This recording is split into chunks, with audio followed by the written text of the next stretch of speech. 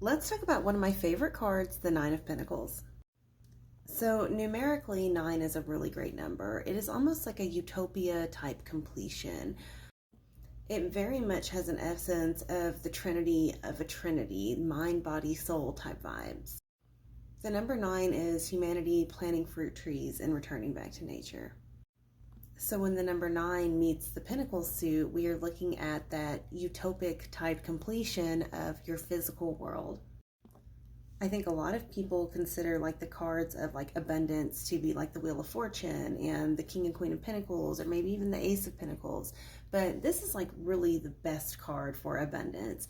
The King and Queen have to think about their whole kingdom, right? But the number nine, it's just them on their card. Like they are just enjoying the things that they've built. This is the enjoyment of having abundance. This is when you're not having to run things and do a bunch of stuff, but just literally kind of bask in what you have. So we have our keywords here, but let's talk about like real examples of it in a reading. So obviously in a financial reading, it's going to mean abundance and wealth, but what about in like the self position or in a spiritual kind of reading? In those positions, this card can mean that you're going to go on a journey of self-discovery and becoming self-reliant. As we mentioned earlier, she's the only person in this card. She is independent. It could indicate that you're going to find like inner abundance through finding your self-worth and through exploring your talents and just really embracing who you are and embracing solitude.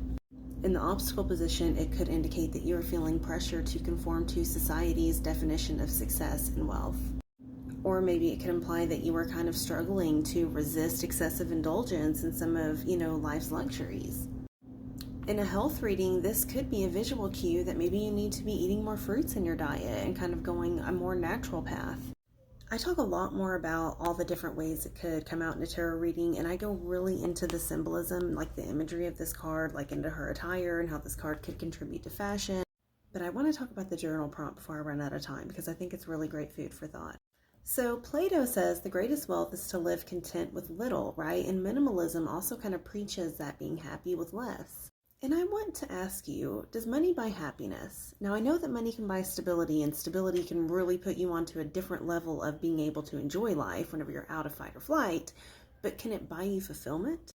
Would money make an apple taste better?